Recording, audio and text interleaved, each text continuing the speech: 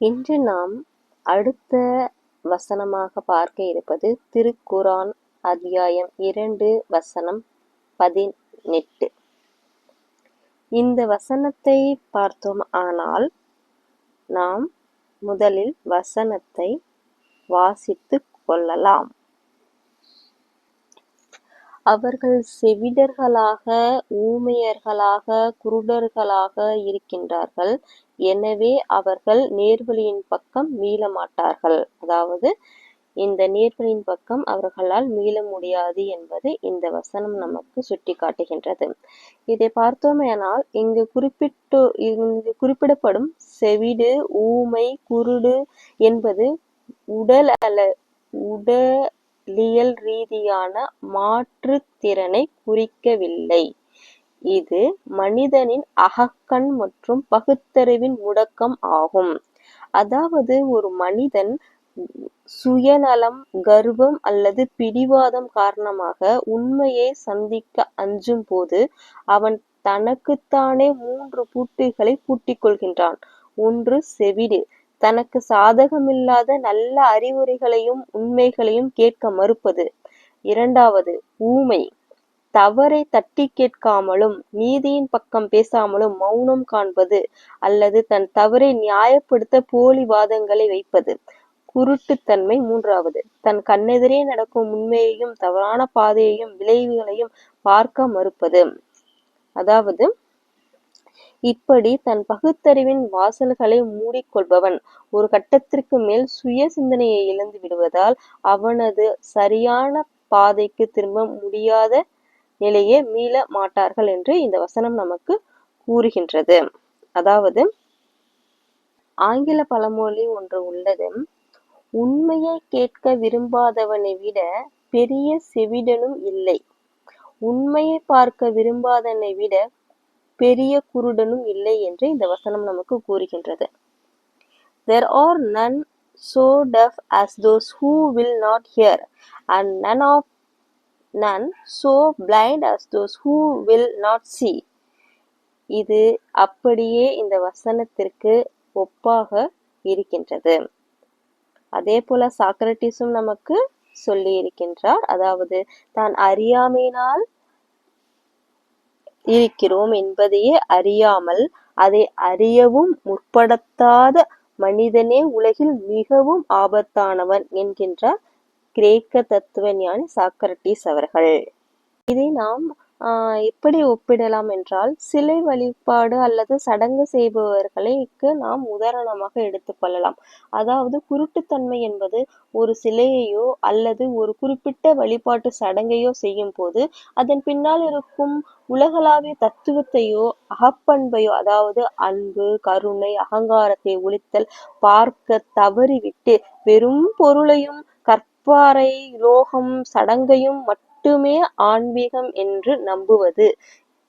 இது விளக்கமாக தரப்படுகிறது. இது எப்படி பார்க்கலாம் என்றால், கண்ணெதிரே இருக்கும் வடிவம் அல்லது சடங்குக்கு அப்பால் இருக்கும் பேரண்டத்தின் மாபெரும் சக்தியையோ அல்லது உண்மையான தார்மீக விழுமியங்களையோ அகக்கண்ணால் பார்க்க மறுக்கும் நிலைத்தான் குருட்டு நிலை. இது செவிட்டு நிலை என்பது சடங்குகள் விட மனிதநேயமே முக்கியம் அல்லது உண்மை, நேர்மையே உண்மையான ஆன்மீகம் என்று பல மனிதர்கள் நமக்கு காலம் காலமாக சொல்லி வரும் ஆழமாக தார்மீக உண்மைகளை காது கொடுத்து கேட்காமல் இருப்பது அல்லது முன்னோர்கள் செய்தார்கள் என்பதற்காக மட்டுமே ஒரு சடங்கை செய்வது, அது நியாயத்தை பற்றி சிந்திக்கும் தத்துவ கேள்விகளுக்கு செவிசாய்க்காமல் இருப்பது தான் செவிட்டுத்தன்மை என்று இந்த வசனம் நமக்கு கூறுகின்றது. அதாவது பகுத்தறிவும் ஆன்மீக விழிப்புணர்வும் தரும் நல்லுறவுகளை தன் பிடிவாதத்தால் கேட்க மறுக்கும் செவிட்டு நிலைத்தான் இது. அடுத்து நாம் ஊமையை பற்றி இந்த வசனத்திற்கு ஒப்பிடும்போது, தான் செய்யும் சடங்குகள் அல்லது வழிபாட்டு முறைகள் ஏதேனும் மூட நம்பிக்கையோ மனித குலத்திற்கு எதிரான பாகுபாடுகளோ இருந்தால் அதை தட்டி கேட்காமல் மௌனம் காப்பது. நாங்கள் ஏன் இதை செய்கின்றோம் என்று தனக்குள்ளேயே பகுத்தறிவு கேள்வியையும் எழுப்ப தவறுவது. அதாவது உண்மையை தேடி விவாதிக்காமலும் தவறான சடங்குகளை பகுத்தறிவோடு கேள்வி கேட்காமலும் தன் சுய சிந்தனையை மௌனமாக்கிக் கொள்ளும்போதுதான் ஊமை நிலையான இதை நாம் பார்க்கிறோம். இதை பார்க்க போனால் பல பேர் சொல்லியிருக்கிறார்கள். கபீர்தாசரும் சொல்லியிருக்கின்றார். அதாவது உண்மையான இறைவனை தேடாமல் மனிதர்கள் வெறும் சடங்குகளிலும் வழிபாட்டு வடிவங்களிலும் தங்களை அறியாமையிலேயே மூழ்கி கடந்து கொள்கின்றார்கள் என்று கபீர் கூறுகின்றார். இவர் வட இந்தியாவை சேர்ந்தவர்.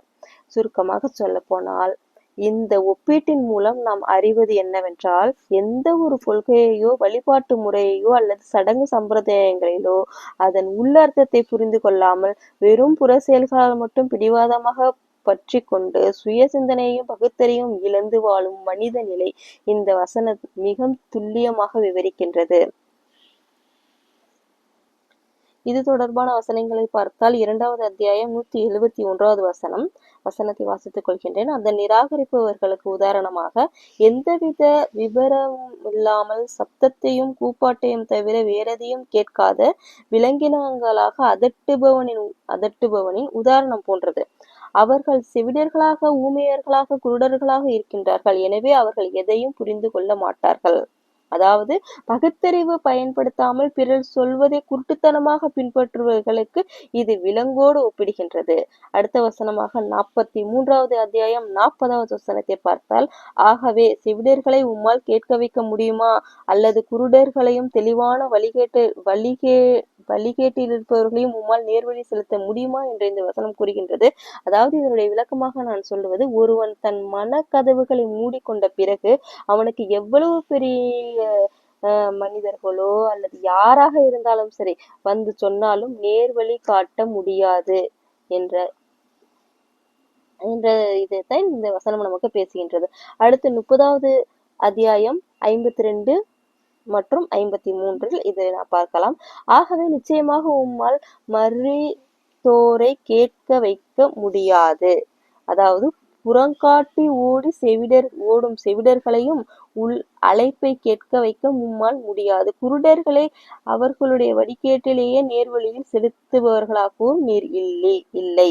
இது எப்படி பார்த்தோம்னால், தார்மீக ரீதியாக இறந்து போன மனங்களுக்கும் உண்மையை எதிர்கொள்ள அஞ்சி ஓடும் மனிதர்களுக்கும் யாராலும் உதவ முடியாது என்பதை இந்த வசனங்கள் நமக்கு மிக தெளிவாக உணர்த்துகின்றது.